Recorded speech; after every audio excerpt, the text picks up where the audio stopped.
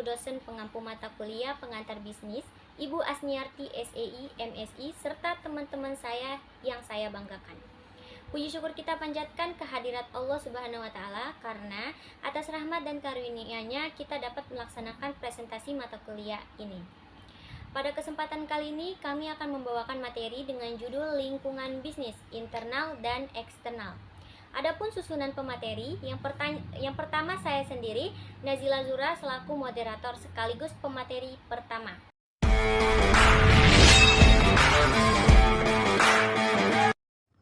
Assalamualaikum warahmatullahi wabarakatuh. Perkenalkan, saya Habib Rizky Pohan sebagai pemateri kedua.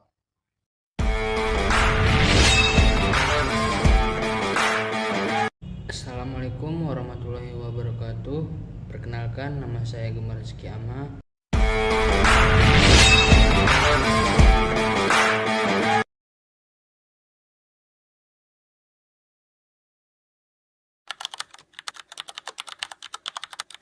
Nah, lingkungan bisnis adalah seluruh kondisi, faktor, dan kekuatan yang memengaruhi jalannya suatu usaha, baik yang berasal dari dalam perusahaan maupun dari luar. Lingkungan ini mencakup aspek internal seperti modal, manajemen, dan sumber daya manusia, serta juga ada aspek eksternalnya seperti pemasok, pelanggan, pesaing, kondisi ekonomi, politik, sosial budaya, teknologi, bahkan faktor alam juga. Dengan kata lain, lingkungan bisnis merupakan dunia sekitar yang menjadi tempat perusahaan beroperasi. Lingkungan juga bisa membawa peluang bagi perusahaan untuk berkembang, tetapi juga bisa menjadi ancaman jika tidak dikelola dengan baik. Dampak lingkungan pada kegiatan usaha. Lingkungan bisnis memberikan pengaruh yang sangat besar terhadap kelancaran usaha. Ketika lingkungan mendukung, usaha dapat berkembang pesat. Tetapi ketika terjadi perubahan, perusahaan harus segera menyesuaikan diri. Misalnya, pada masa pandemi COVID-19, banyak usaha konvensional tutup karena pembatasan aktivitas. Namun muncul peluang baru bagi mereka yang cepat beradaptasi dengan layanan pesan antar online. Restoran cepat saji seperti McDonald's dan KFC tetap bertahan karena segera mengoptimalkan sistem delivery order. Lingkungan internal meliputi faktor-faktor yang ada di dalam perusahaan dan bisa dikendalikan, seperti modal, manajemen, dan sumber daya manusia. Modal menentukan sejauh mana perusahaan mampu membiayai kegiatan operasional dan ekspansi. Contohnya, PT Indofood dapat terus memperluas produksi Indomie karena memiliki modal besar untuk biaya produksi dan distribusi. Manajemen juga sangat penting. Gojek bisa berkembang pesat karena dikelola oleh dengan strategi yang jelas dan inovatif. Sementara itu, sumber daya manusia menjadi aset utama karena kualitas pelayanan seringkali ditentukan oleh karyawan. Sebuah kafe kecil di Medan, misalnya, mampu menarik pelanggan berkat barista yang ramah, kreatif, dan terlatih. Lingkungan eksternal mikro. Lingkungan eksternal mikro terdiri dari pihak yang langsung berhubungan dengan perusahaan. Pemasok memengaruhi kelancaran produksi. Kenaikan harga gandum dunia membuat harga roti di Indonesia ikut naik. Pelanggan juga sangat menentukan karena perubahan selera bisa memengaruhi arah usaha. Tren minuman boba sempat membuat banyak bisnis baru bermunculan, namun banyak juga yang tutup ketika tren mulai redup. Pesaing mendorong perusahaan untuk terus berinovasi seperti persaingan Grab dan Gojek yang membuat keduanya berlomba menghadirkan layanan baru. Selain itu, ada perantara seperti agen, distributor, dan marketplace yang membantu menyalurkan produk. UMKM ini banyak memanfaatkan Shopee dan Tokopedia agar produknya dikenal lebih luas. Lingkungan eksternal makro.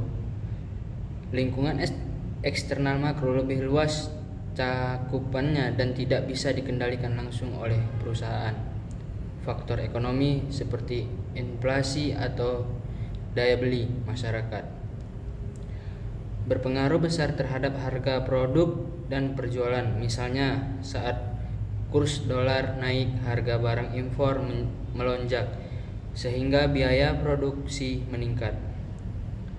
Faktor politik dan hukum juga penting. Regulasi pemerintah mengenai sertifikasi halal memaksa produsen makanan menyesuaikan produknya agar tetap bisa dijual.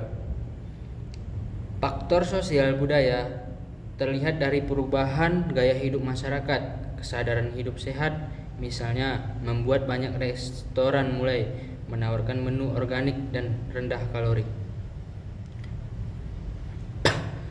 Sementara itu, perkembangan teknologi memberi peluang besar bagi bisnis. Perusahaan yang cepat beradaptasi seperti Tokopedia dan Shopee berhasil menguasai pasar digital karena mampu memanfaatkan tren belanja online. Unsur lain yang mempengaruhi kegiatan usaha. Selain faktor-faktor di atas, ada unsur yang juga berpengaruh seperti alam, globalisasi, dan perkembangan digital. Lingkungan alam berpengaruh pada produksi, misalnya gagal panen akibat banjir membuat harga cabai naik drastis di pasaran. Globalisasi membuka peluang ekspor sekaligus menambah persaingan. Kopi Gayo dari Aceh kini dikenal hingga ke luar negeri berkat perdagangan global.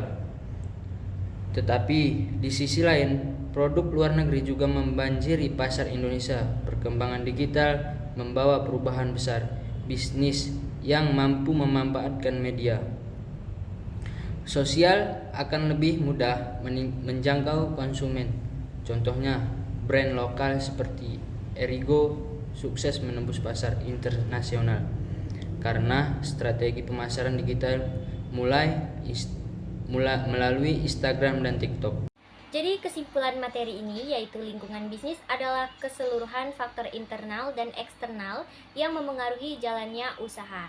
Lingkungan internal dapat dikendalikan seperti modal, manajemen, dan SDM. Sedangkan lingkungan eksternal terdiri dari faktor mikro dan makro yang lebih sulit dikendalikan. Selain itu, faktor alam, globalisasi, dan digitalisasi juga berperan penting. Semua unsur ini saling terkait dan menentukan keberhasilan sebuah usaha. Oleh karena itu, perusahaan harus cerdas membaca kondisi lingkungan, mampu beradaptasi, dan menyusun strategi yang tepat agar bisa bertahan dan bersaing di tengah perubahan yang cepat ini. Demikianlah pemaparan materi kami mengenai lingkungan bisnis internal dan eksternal. Kami ucapkan terima kasih kepada Ibu dosen serta teman-teman semua yang sudah menyimak presentasi ini. Tentunya, kami menyadari masih banyak kekurangan dalam penyampaian. Maka dari itu, kami sangat mengharapkan kritik dan saran yang membangun. Semoga materi yang telah disampaikan dapat memberikan manfaat serta menambah wawasan kita bersama. Wassalamualaikum warahmatullahi wabarakatuh.